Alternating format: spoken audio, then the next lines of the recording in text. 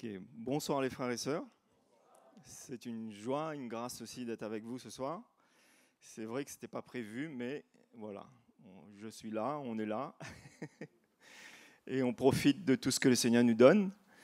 En tout cas, moi c'est vraiment un privilège, rien que de ressentir le cœur des uns et des autres quand on loue le Seigneur, quand on adore le Seigneur, de nous rappeler aussi ce que Jésus a fait pour nous.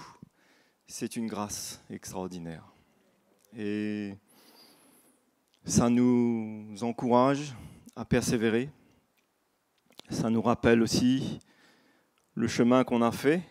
Et je suis tellement reconnaissant au Seigneur pour sa grâce, pour l'Église, pour les frères, pour les sœurs, pour les anciens, pour tous ceux que le Seigneur s'est servi. Je suis sûr pour vous aussi, mais pour moi, d'avoir rencontré le Seigneur un jour. Et on dit toujours, enfin moi je dis toujours que si je suis là, bien sûr c'est grâce au Seigneur, mais c'est aussi grâce à mes frères et sœurs.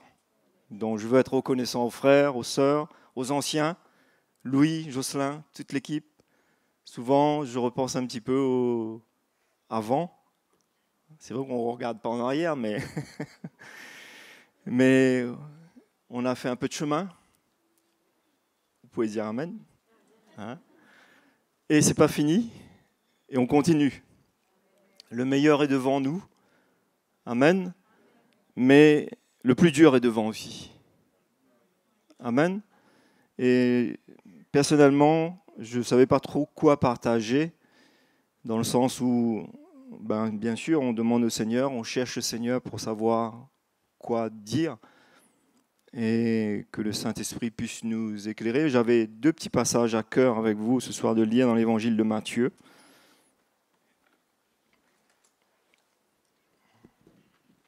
Dans le chapitre 10 et le verset 21, je voudrais lire cela ensemble, nous tous ensemble ce soir, et voir ce que le Seigneur nous dit pour les derniers temps. Au verset 21, ça nous est dit que c'est Jésus qui parle et qui dit « Le frère livrera son frère à la mort et le père son enfant. Les enfants se soulèveront contre leurs parents et les feront mourir. Vous serez haïs de tous à cause de mon nom, dit le Seigneur, mais celui qui persévérera jusqu'à la fin sera sauvé. » Amen.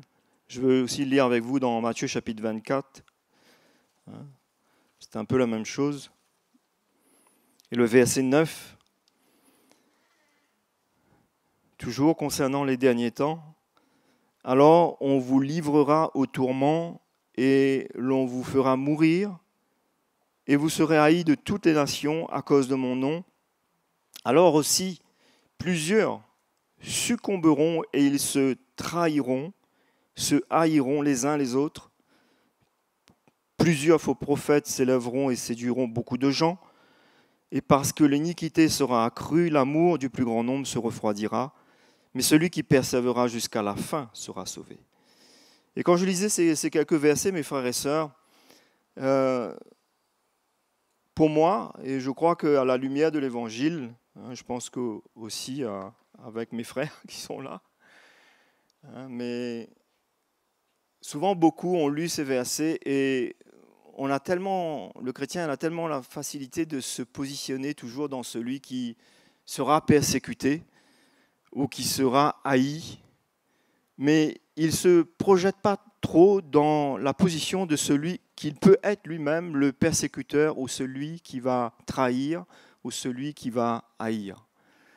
Et c'est pour ça que certains, des fois, dans ces commentaires, ils disent que quand Jésus dit « celui qui persévérera jusqu'à la fin sera sauvé », il parle de, bien sûr, c'est vrai que le Seigneur nous sauvera de ces persécutions, de tout ce qu'on peut traverser.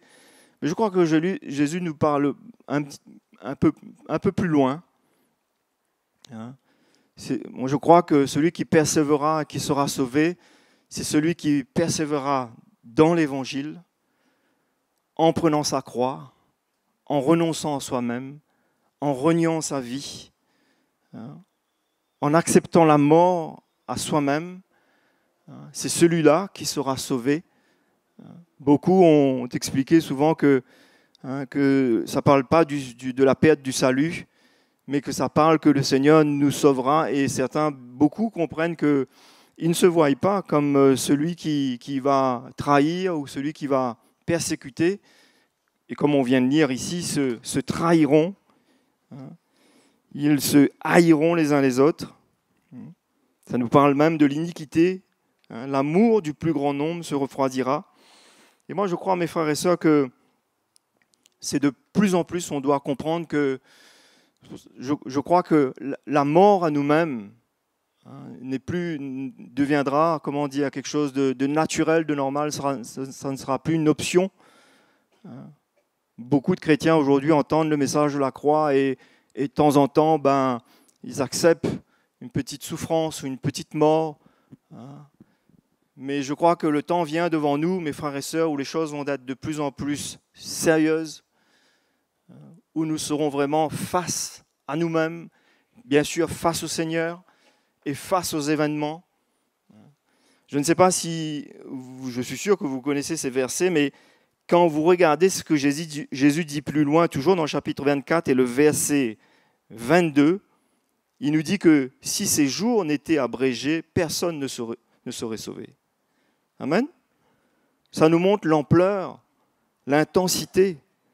Et Jésus dit, mais à cause des élus, ces jours seront abrégés. Dieu, le Seigneur va abréger ces jours qui seront devant nous.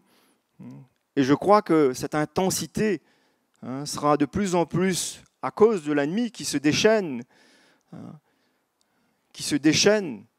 parce qu'il sait que son jour approche. Il sait qu'il veut entraîner avec lui tous ceux qui ne réalisent pas l'importance de vivre cette vie chrétienne,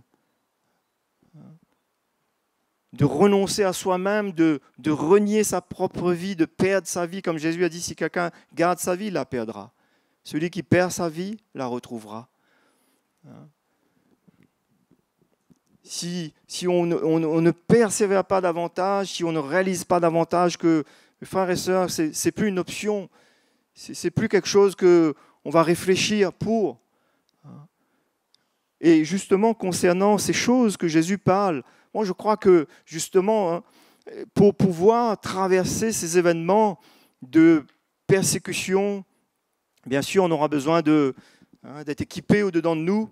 Et moi, je crois que le Seigneur veut nous emmener un petit peu plus loin et nous montrer que c'est pour nous-mêmes, afin de ne pas arriver dans cet état, afin de ne pas tomber dans cet état, afin de ne pas arriver un jour moi-même à être ce persécuteur de l'Église, à trahir mes frères, à haïr mes frères, à faire mourir.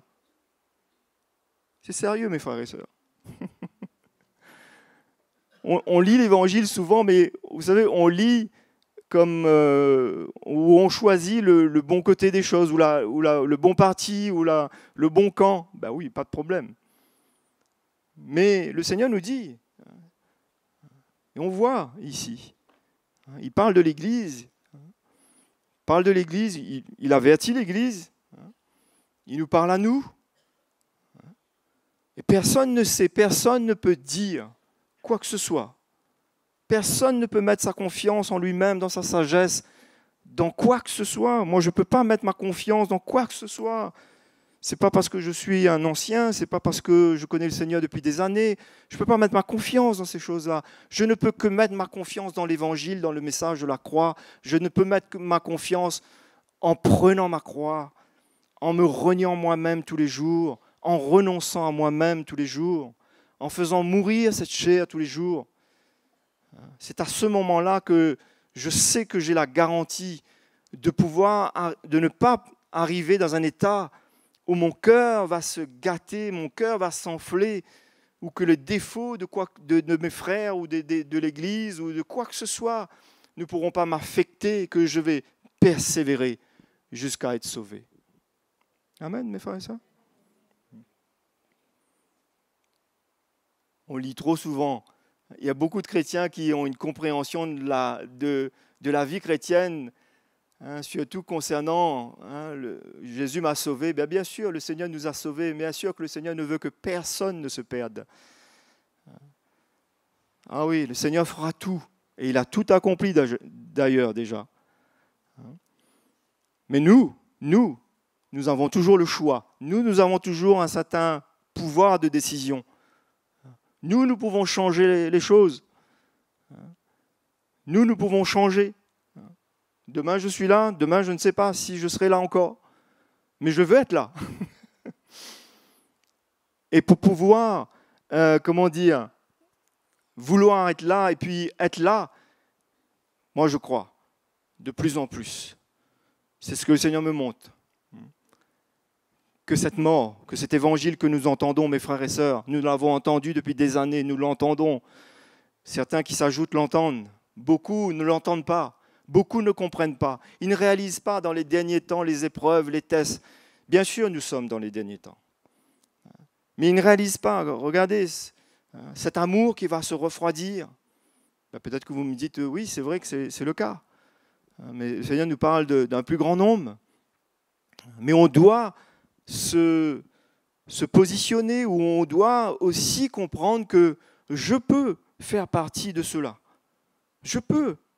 Pierre avait dit au Seigneur, Seigneur, moi je ne te réunirai jamais, Seigneur.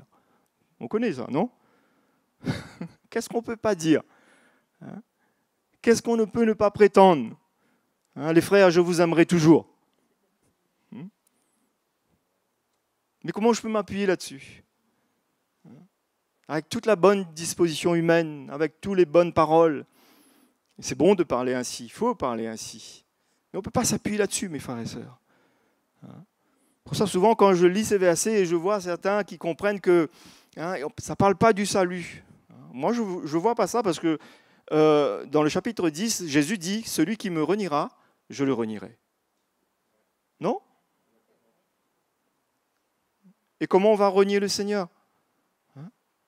Jésus a dit, si quelqu'un n'aime pas son frère, il n'aime pas Dieu. Moi, je bénis le Seigneur tous les jours pour la lumière de l'Évangile qui est venue dans ma vie. Cette lumière de l'Évangile qui m'emmène à vivre et qui m'éclaire. Même si souvent, ce n'est pas facile, même si souvent, il y a des moments difficiles, mais je sais qu'il y a vraiment une lumière sur mon chemin. Et il y a de quoi puiser dedans pour pouvoir tenir ferme, rester sur ce chemin étroit et resserré. Parce qu'il y a le chemin large et spacieux qui n'est pas trop loin. Ça, il y en a beaucoup qui vont vouloir le prendre et qui vont le prendre et qui vont se perdre. C'est le chemin de la perdition. Mais le chemin étroit et resserré, la mort, mourir à soi-même, mourir à mes désirs, mourir à mes pensées, à mes raisonnements. Quand mes pensées, mes raisonnements s'élèvent, quand ils veulent me dicter, quand ils veulent affecter mon cœur, au sujet de mon frère, au sujet de ceux qui dirigent l'Église, au sujet des choses qui se passent dans l'Église. C'est comme ça que ça se passe. Pour ça, mes frères et sœurs, on ne peut pas mettre notre confiance dans cette chair. On doit mettre notre confiance dans le message de l'Évangile, dans la prédication de l'Évangile. On doit mettre notre confiance dans le sacrifice de Jésus à la croix. On doit obéir aux paroles du Seigneur. On doit prendre ce chemin que Jésus nous a montré. Si tu veux venir après moi, tu dois renoncer à toi-même. Tous les jours, chaque jour, prendre cette croix et suivre le Seigneur. Et c'est comme ça qu'on va persévérer. Et c'est comme ça, moi je suis sûr, qu'on n'arrivera pas de l'autre côté, où on va se trahir, on va se haïr. On s'est aimé, puis maintenant on se haït. On s'est fait confiance et puis on va se trahir. On a déjà vécu ça aussi. On est déjà peut-être certainement passé par là. Mais ce qui vient devant n'est pas comparable à ce qu'on a vécu. L'amour du plus grand nombre se refroidira. Le Seigneur va abréger ses jours. C'est écrit, non? Vous avez lu, non? Si ces jours n'étaient pas abrégés, nul ne saurait sauver, dit le Seigneur. Ça nous montre l'intensité. Ça nous montre, et il y a beaucoup de chrétiens qui sont insouciants. Nous avons une grâce extraordinaire d'avoir le message de l'Évangile, cette nourriture solide qui veut nous établir, nous fonder, nous former. Bien sûr, on va rater, mais je suis sûr que grâce à ce dépôt, c'est comme ça que Paul a dit à Timothée, garde le bon dépôt, garde le bon dépôt. Ce dépôt qui est là, cet investissement, cette semence qui peut briser notre chair, qui peut nous libérer,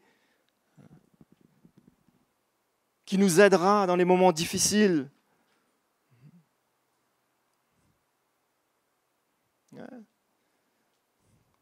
Souvent, moi, je trouve ça fou, même si ma chair, des fois, m'a dit ces choses, mais je trouve ça fou qu'on puisse croire qu'on puisse, je ne sais pas moi, aller ailleurs et croire que la vie va être meilleure. Les hommes ne sont pas tout pareils sur la surface de la terre, mes frères et sœurs. Ouais. Ils soient américains, français, peu importe. En tout cas, moi, je peux dire que dans ces derniers temps, moi, je ressens, vraiment, n'en parlons pas dans le monde. Chez nous, il y a un stress pas possible. Les gens sont en colère pour un oui, pour un non. Les gens peuvent faire n'importe quoi pour un oui, pour un non, pour un rien. Et je ne m'exclus pas de ça. Je ne m'exclus pas, je ne me crois pas fort. Je me crois pas fort. Je mets ma confiance dans le Seigneur, dans l'Évangile. Et quand je lis ces paroles, je me dis, Seigneur, moi je ne voudrais pas. Et pour ne pas arriver à là, c'est ça que le Seigneur nous demande, que cette mort soit évidente de plus en plus en nous. On aura à expérimenter, mes frères et sœurs. Celui qui persévérera jusqu'à la fin, c'est celui-là.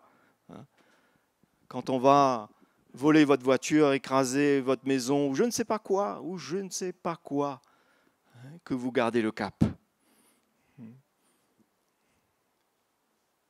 Parce que de toute façon, moi je crois que comment quelqu'un peut passer par la persécution, passer par... Vous avez vu ce qu'on a lu tout à l'heure dans l'évangile de Matthieu, chapitre 10, non? Les enfants, le frère livrera son frère à la mort. Les enfants, les parents, ou les parents, les enfants. Pour ne pas arriver à là, mes frères et sœurs. Peut-être vous me dites, frère, là c'est un peu exagéré. Je ne sais pas, c'est l'évangile même, non? Pourquoi lire que certains passages de l'évangile? Lisons tout l'évangile, non? Et je crois que attardons-nous un petit peu sur ce qui est plus dur, sur ce qui est plus difficile. Prenons conscience. Prenons conscience que nous ne sommes pas arrivés, nous avons besoin de persévérer. Et même pour traverser les persécutions, on a besoin de cette mort pour traverser la persécution, non? On a besoin de cette mort pour ne pas répondre. On ne sait pas jusqu'où le degré de persécution, le degré d'être face. On ne sait pas jusqu'où on peut tenir. Et qu'est-ce qui va nous garder? C'est la mort de Jésus, non? C'est notre identification à la mort et à la résurrection du Seigneur, non? Pour pardonner, pour relâcher. Et tous ces versets que nous connaissons, tous ces enseignements de Jésus, combien de fois il faut pardonner? On n'a pas encore vécu ça, 70 fois, 7 fois, c'est ça? On n'a pas encore vécu ça par jour. Moi, je vois, des fois, on est un peu fatigué. Mais nous devons prendre courage, mes frères et sœurs.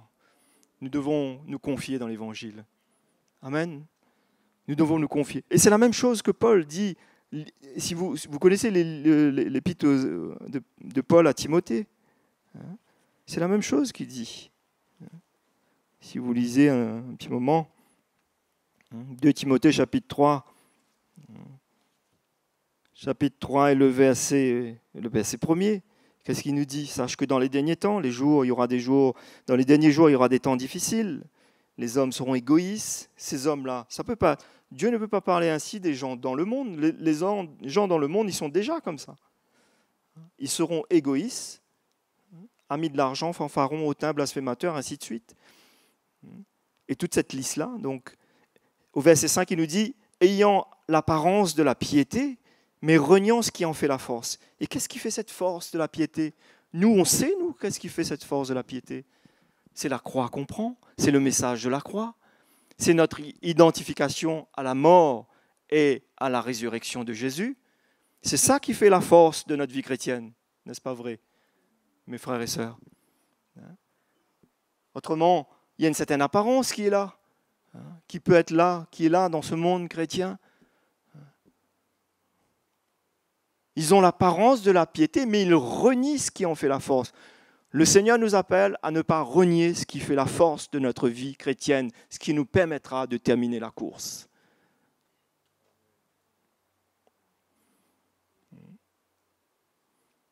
C'est pas facile, c'est un vrai challenge, c'est un vrai défi, mais ça nous sauvera, ça nous préservera, ça nous gardera, ça nous permettra, quand Jésus revient, de partir avec le Seigneur.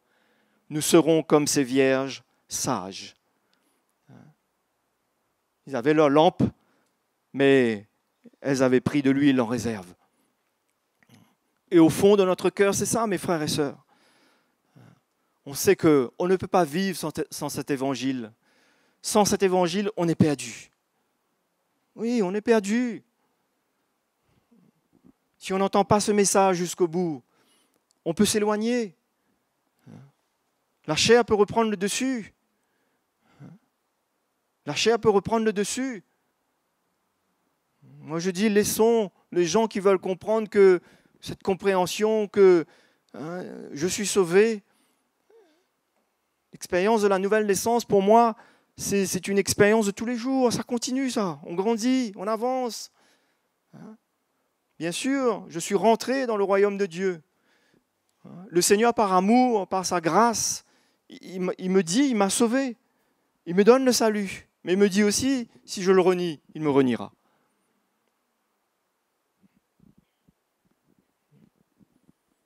C'est pour ça qu'on ne peut pas s'appuyer sur quoi que ce soit, sinon sur l'Évangile. On doit apprendre de plus en plus, comme l'épître, je crois, c'est les Thessaloniciens qui nous dit, avoir l'amour de la vérité. On aime la vérité de l'Évangile. C'est salutaire pour nous. Ce message qui nous défie, qui nous challenge, qui ne nous donne pas une apparence. On vit ces choses dans notre maison, dans l'église, dans notre travail, partout où nous sommes. Nous vivons l'Évangile. Nous sommes appelés à vivre l'Évangile. Nous ne sommes pas étrangers. C'est incroyable quand la Bible nous parle qu'ils ont l'apparence de la piété. Ils renient ce qui en fait la force. Nous, on connaît ce qui fait la force de notre vie. On connaît ce qui fait notre force. On sait ce qui va nous garder. C'est pour ça que moi, je crois que, mes frères et sœurs, la mort à soi-même, le renoncement à soi-même, la perte de notre vie de plus en plus, c'est ce que la Bible nous enseigne. C'est comme ça que Paul parlait. Paul dit, ce n'est plus moi qui vis, c'est Christ qui vit en moi. Non ? Dans l'épître de Paul aux Colossiens, qu'est-ce que Paul dit? Il dit, dans le chapitre 3, il dit, vous êtes morts. C'est incroyable comment la Bible nous parle avec une manière affirmative. C'est pas peut-être que vous êtes morts et votre vie est cachée en Christ, avec Christ, en Dieu. Non? Nous sommes morts. Bruno est mort. Mort à lui-même. C'est un style de vie. Bien sûr, on n'est pas arrivé, mais on marche en nouveauté de vie. Et je vais lire avec vous ce qui est écrit dans le livre de Paul aux Corinthiens, 2 Corinthiens, chapitre 5. Vous savez, on a fait les petits cours de base avec beaucoup de nouveaux. C'est des chrétiens, mais nouveaux chez nous dans l'Église. Mais ce sont des chrétiens. Mais moi, ça m'a, j'étais effaré de voir comment beaucoup de chrétiens ne connaissent pas ce message, l'évangile. Ils ne connaissent pas ces versets. Quand Jésus parle au fils de Madame Zébédée, quand ils sont venus le voir pour lui demander une place, et que Jésus a dit, est-ce que vous êtes prêts à boire la coupe? Est-ce que vous êtes prêts à prendre le baptême que moi je dois prendre? C'est-à-dire sa mort. Ils ne connaissent pas ce passage de Paul dans l'Épître aux Romains, qui nous dit que le baptême que nous avons pris, c'est le baptême dans la mort de Christ. Cet engagement que nous avons pris avec le Seigneur, ce n'est pas que le baptême, mais cet engagement que nous avons pris avec le Seigneur, cet engagement que j'ai pris, bien entendu, quand j'ai rencontré le Seigneur en 1984, peut-être qu'il n'y avait pas la lumière de l'Évangile comme cela, mais pour autant, c'est ça la vérité de l'Évangile. C'est ça que le Seigneur veut nous communiquer. Et beaucoup ne savent pas. Beaucoup ne comprennent pas. C'est pour ça que moi je crois que, comme Jésus a dit qu'avant son retour, l'Évangile doit se répandre sur la surface de la terre. Le message de la croix doit se répandre sur la surface de la terre. Les chrétiens doivent entendre. Jésus veut préparer son Église. Jésus veut sanctifier son Église. Amen. Ils ne comprennent pas. Et regardez ici, mes frères et sœurs, dans le 2 Corinthiens chapitre 5 et le verset 14, Paul dit à l'Église, il dit « Car l'amour de Christ nous presse, parce que nous estimons. » Je ne sais pas qu'est-ce que nous, on estime, mais Paul disait ça, moi j'estime. Nous estimons que si un seul est mort pour tous, tous donc sont morts. Et c'est comme ça que Dieu nous voit. Il nous voit morts. Morts. De toute façon, ça va se passer. N'est-ce pas vrai? Ça va se passer, non? Et c'est ça qui nous garde. Et c'est ça qui va nous préserver. Si la chair reprend le dessus, mes frères et sœurs, on n'aura pas le contrôle. On le sait ça, puisqu'on était dans le monde avant, non? Qui avait le contrôle de sa vie dans le monde? Qui pouvait contrôler le péché quand il était dans le monde? Personne. Incontrôlable. C'est pour ça qu'on est venu au Seigneur, c'est pour ça qu'il est venu nous sauver. C'est pour ça qu'il veut prendre le contrôle, c'est pour ça qu'il veut prendre le volant, il veut prendre les rênes.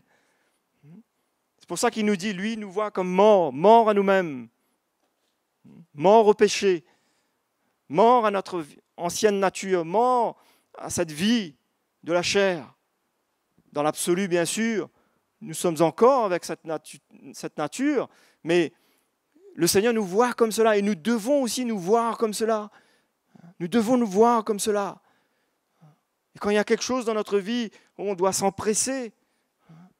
On doit avoir une crainte dans notre cœur. On doit pas être fier, on ne doit pas être heureux, on ne doit pas se laisser aller, mais on doit crier au Seigneur. Seigneur, change-moi. J'ai encore ces luttes, j'ai encore ces choses. Change-moi, transforme-moi, libère-moi. Prépare-moi pour ton retour, change-moi. C'est ce qu'il veut faire, lui. C'est pour ça que le Seigneur nous dit ici, tous sont morts.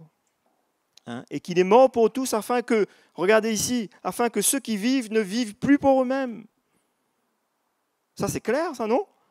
On ne vit plus pour nous-mêmes. Qu'est-ce que ça veut dire ne plus vivre pour soi-même? Je ne dois pas laisser toute ma chair. Vous savez, il y a beaucoup de choses qui se passent dans le cœur du chrétien bien souvent. Moi, je vois pour moi. Quand quelque chose se passe dans l'église, dans la vie, de ma famille, des frères, des sœurs, ma chair qui veut toujours se lever, elle veut toujours se lever, elle veut toujours critiquer, elle veut toujours argumenter, raisonner, elle veut toujours basculer un petit peu du mauvais côté. Elle perd de vue.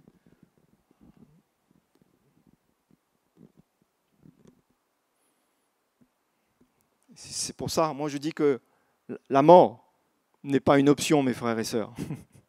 La mort à soi-même n'est pas une option. Ah oui. En tout cas pour moi, c'est ce que je souhaite. Je souhaite pour ma propre vie. Afin que ceux qui vivent ne vivent plus pour eux-mêmes, mais pour celui qui est mort et ressuscité pour eux. Amen. Et l'apôtre Paul continue, ainsi dès maintenant, nous ne connaissons personne selon la chair. C'est comme ça que Paul parlait. Et vous savez que Paul, ayant l'onction qu'il avait sur sa vie, l'autorité qu'il avait sur sa vie, l'Esprit de Dieu en lui, la révélation de l'Évangile, quand il est venu dans l'église de Corinthe, il a vu, il a ressenti, non? Tout ce qu'il y avait là, le marasme du péché, l'inceste, la boue du péché, il a vu.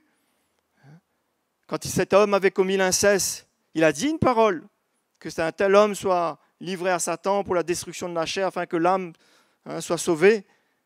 Mais ce n'était pas ce qu'il voulait, ça. C'est pas ce que Dieu veut, ça. Et cet homme s'est repenti. Et l'Église s'est repentie. L'Église aussi a changé, a grandi. Donc, mes frères et sœurs, c'est comme ça qu'il dit ici, on ne connaît personne sur la chair. On ne regarde pas selon la chair. On ne laisse pas les yeux de la chair me dire, le frère, lui, voilà. Ah, mes frères et sœurs, c'est pour ça qu'il faut la mort tous les jours. On va chez l'ophtalmo pour régler ce qu'il faut, faire ce qu'il faut, enlever la cataracte. Mais dans l'esprit, il y a beaucoup à faire. Et l'ophtalmologue, Jésus, et son remède et son ordonnance, l'évangile de la croix, le message de la croix est là pour nous aider. Et pour arriver à faire ça, à vivre ça, il faut le message de la croix. Autrement, nous aussi, on ne sait pas. On peut se battre, on peut se persécuter,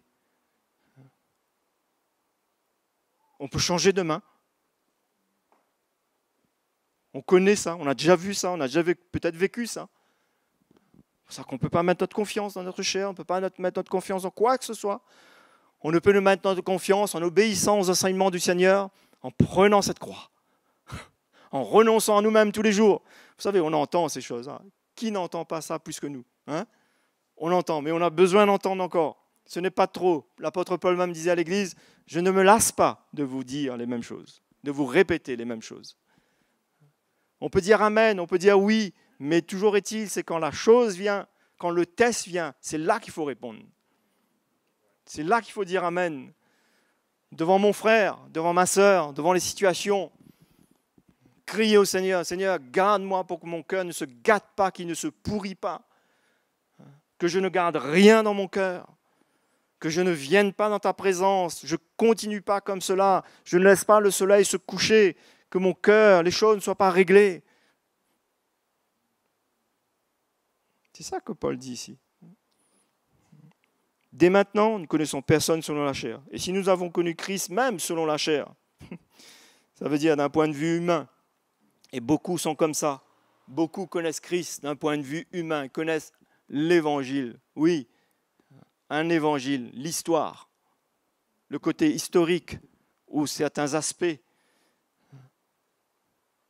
Mais l'évangile, souvent on dit, la bonne nouvelle c'est quoi?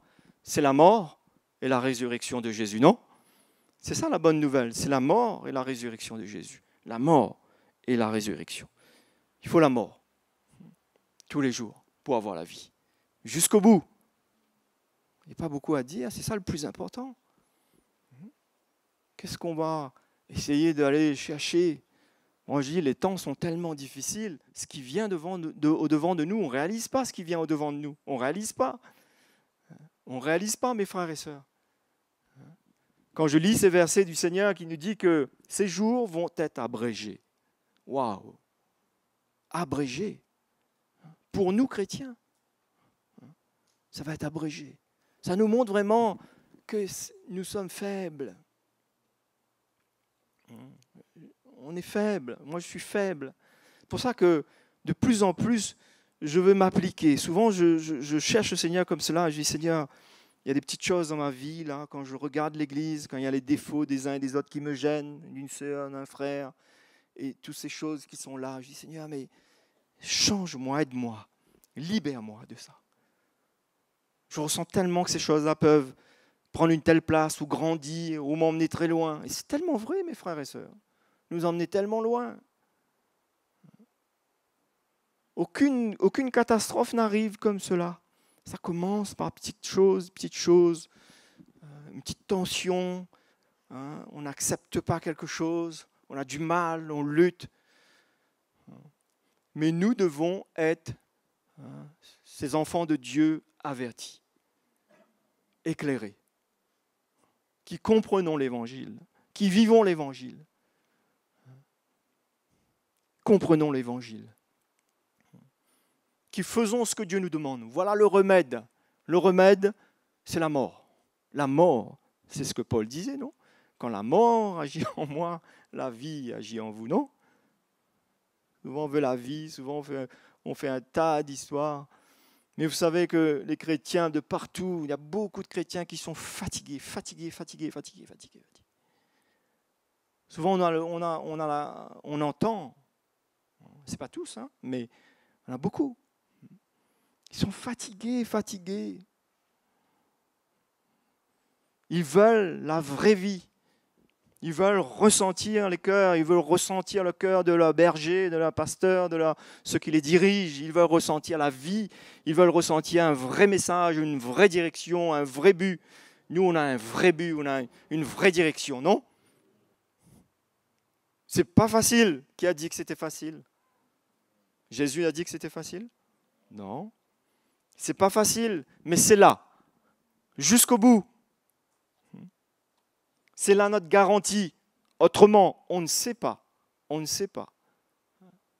que demain, je peux être dans l'autre camp du persécuteur, de celui qui trahit.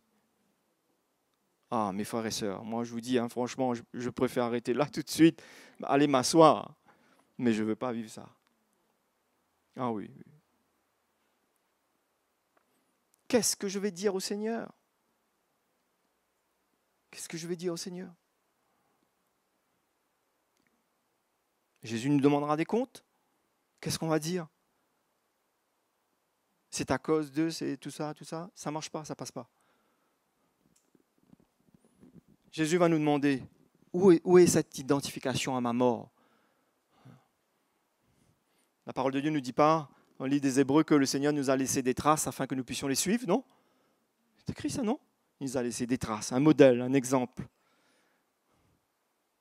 C'est pour ça que je ne peux pas mettre ma confiance. Ma justice, ça vaut quoi devant le Seigneur? J'ai raison, ça vaut quoi devant le Seigneur? Des fois, j'ai raison, mais ça vaut quoi devant le Seigneur? Le Saint-Esprit me dit, repens-toi, humilie-toi. Et s'il fallait faire valoir ce raison, il n'y a pas de fierté, je ne suis pas dans la joie, il n'y a pas de bonheur. C'est quand, au contraire, on accepte une certaine souffrance, on vit une certaine injustice qu'on peut vraiment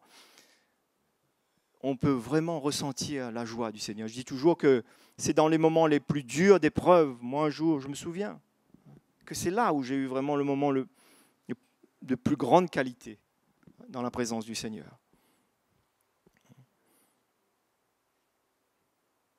Et dernièrement, j'étais dans mon travail et je faisais je ne sais pas quoi. Et puis, je vivais une certaine injustice ou je ne sais pas. Enfin, il y avait quelque chose. Et le Seigneur, tout d'un coup, m'a dit, mais moi, qu'est-ce que j'ai vécu, moi? Tout de suite, ça m'a calmé. Tout de suite, ça m'a remis sur pied. Quand on se rappelle ce que le Seigneur a vécu, ça nous remet sur pied, non? Et on arrête de bouder, on arrête de faire l'enfant. Là, on se ressaisit un coup, là, et on dit, allez, Seigneur, pardonne-moi. Pardonne-moi. C'est pour ça, mes chers frères et sœurs, servons Jésus jusqu'au bout, ensemble. Servons le Seigneur. C'est une telle grâce d'arriver là-haut, mes frères et sœurs, que le Seigneur nous dira, rentre, bon et fidèle serviteur, rentre. Tu as été fidèle, tu as persévéré. Moi, c'est ma prière, c'est mon désir pour ma propre vie, dans ma famille, dans l'Église, avec mes frères, avec mes sœurs. Je bénis le Seigneur pour sa grâce. Nous avons une grâce extraordinaire. Il faut qu'on puisse se le dire. Ce n'est pas par orgueil, ce n'est pas par prétention, mais on doit reconnaître la grâce du Seigneur. On doit reconnaître la grâce que nous avons. Et on doit reconnaître aussi qu'il y a beaucoup à faire. On doit rester humble, simple, que nos yeux doivent être ouverts et qu'on ne doit pas se mentir soi-même. Mais au contraire, on doit laisser la vérité de l'Évangile venir. Et c'est comme ça qu'on terminera la course. Mes frères et sœurs, je n'ai pas de mots. Donc prions le Seigneur. Seigneur, nous te remercions ce soir pour ta grâce pour chacun d'entre nous. Seigneur, que nous prions ce soir pour que vraiment nos yeux s'ouvrent encore davantage, que les écailles tombent. C'est vrai qu'il y en a encore beaucoup, même sur mes yeux, des écailles, où je ne vois pas des choses. Mais Seigneur, nous prions les uns pour les autres, afin que nous puissions vraiment être rendus capables. Par cette croix que tu nous appelles à prendre, nous voulons obéir à tes paroles, à tes enseignements, à continuer à renoncer à nous-mêmes, continuer à perdre notre vie.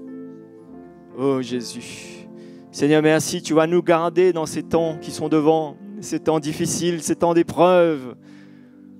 Seigneur, merci pour ta grâce, merci pour le dépôt de l'Évangile, merci. Et nous pouvons réaliser que ta parole est vraiment une lampe à nos pieds, une lumière sur notre sentier. Je prie pour mes frères et sœurs ici. Je prie que nous ne nous arrivons pas, Seigneur, dans cette chose de livrer notre frère, que les enfants. Tu parles à tout le monde ce soir. Tu parles aux enfants, tu parles aux jeunes, tu parles aux frères, tu parles aux parents, tu parles aux sœurs. Et nous prions ce soir, Seigneur, rends-nous capables, Seigneur. Tu veux nous rendre capables, tu vas nous rendre capables. Merci, Seigneur, pour le miracle du Saint-Esprit. Que nous puissions garder notre croix, que nous puissions persévérer. C'est comme ça que tu nous appelles, à persévérer avec notre croix, à persévérer, à continuer à renoncer à nous-mêmes, à renoncer à l'orgueil de l'homme, l'orgueil de la chair, à nos raisonnements. Merci, Seigneur, que ta grâce nous accompagne, que ton Église grandisse, que ton Église avance, que ton Église se sanctifie. Oui, Seigneur. Merci pour tous les miracles que tu vas faire. Merci pour chacun d'entre nous.